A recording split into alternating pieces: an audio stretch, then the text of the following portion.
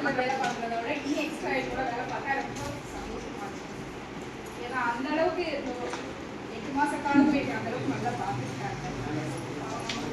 கோர்மணி teacher, Chandni teacher, வண்ணமணி teacher இவங்களாம் எனக்கு ஒரு அக்கா ஸ்தானத்தில் இருந்தாங்க.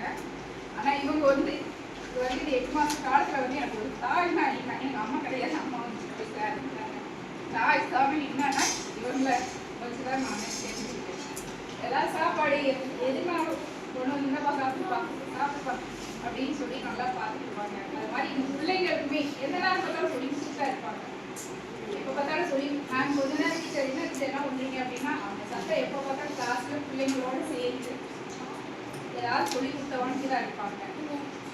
ஆனால் அவங்க இன்னும் கொஞ்ச நாள் கூட வேலை பார்க்கலாம். அதுக்குமே அவங்களோட இதே இந்த மாதிரி